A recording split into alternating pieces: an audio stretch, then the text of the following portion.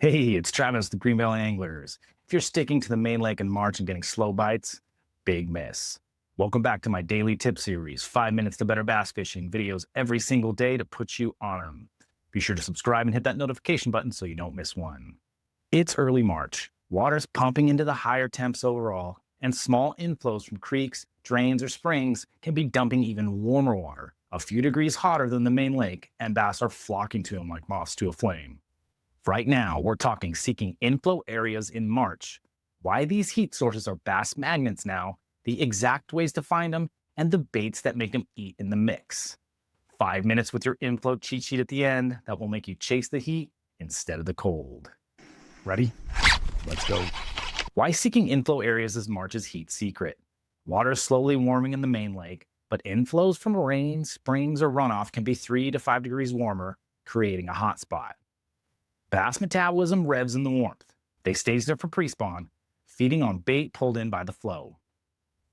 Probing it lets you find the mix zone where cold meets warm. That's the trigger line. One good inflow can hold a school all day as they reload in the heat pocket. The inflow areas I'm crushing right now. 1. Small creek mouths or drains dumping into main arms. Check this after it rains especially. 2. Spring-fed pockets or coves where warmer water seeps in. 3. Areas where runoff from roads or fields creates a warm plume. 4. Inflow areas near the dam or lower lake. This will be the most stable area and warm water coming in can be the deal. I'll idle around a spot I know for some water coming in looking for the temp jump on the graph. Or you can dip a thermometer every 50 yards or so to find the warmer section if you're on foot or don't have electronics on your boat. Money baits for the inflow areas. Half-ounce swim jig, love throwing bluegill colors this time of year, with a 4.3-inch swim bait trailer on a Megabass P5 Super Destroyer, 6'9" heavy, medium fast, with a Shimano Metanium 30-pound green Daiwa J-Braid to a 17-pound fluoro leader. You want a slow swim where the warm water is coming in or any visible cover in that warm area. Throw a half-ounce spinnerbait, usually in white, with a Willow Colorado blade combination. Blades combination can change depending on your water clarity. I'll throw that on a Shimano X-Pride 7'2" medium heavy fast with a Shimano Corrado 150 and 30-pound green Daiwa J-Braid to a 12-pound Sunline Sniper fluorocarbon leader. Low roll it through that warm zone. Have a football jig as backup if they're on the bottom or they're wanting something a little more slow. Your presentation. Work the warm cold line. Cast to the inflow mouth. Let it sink to depth. Swim or slow roll steady with a good reel stop reel retrieve along the mix. Let the bait tick the bottom, bump cover, or hover through any drop to deeper water. Bites come as they ambush in the warmer flow. One time out, water was about 50 degrees on the main lake, but a small creek inflow hit 54. I staged at the mouth where the warm water met the cold water. Threw the swim jig on the P5 Super Destroyer and swam the line slow. Caught 14 keepers in 2 hours. Same arm without the inflow, just 3 dinks. And bank anglers, inflow areas are your playground. Find public access at creek mouths or drains.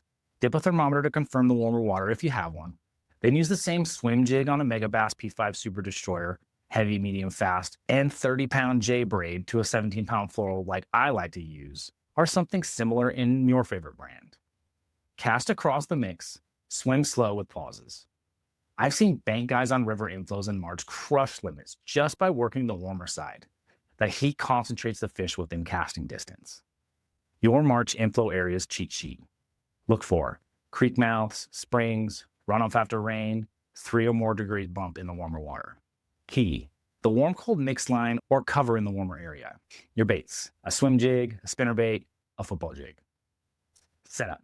I like to use a 6'9", heavy, medium fast, and 30-pound braid to a 17-pound fluoro for swim jigs. A 7 to 7'2" medium heavy fast with a Corrado 150 and 30-pound braid to a 12-pound fluoro leader for spinnerbaits. Your retrieve, a slow swim or roll along the mix with a good reel stop reel. Here's your bonus. After rain or a warm spring, that's the freshest warm inflows. Chase the heat, find the fish, and there you have it. Seek inflow areas to capitalize on the fall. Next early March day, with sun or rain, dip for the heat, rig the swim jig on the heavy, and work the mix slow. When that 7.5 thumps on the warm, you'll know the heat paid off. Drop a like if you're seeking inflows this week. comment the warmest inflow you found, and subscribe so we keep these daily pre-spawn tips coming. Appreciate you. Stay warm, seek the inflow, tight lines, and I'll catch you on the next one.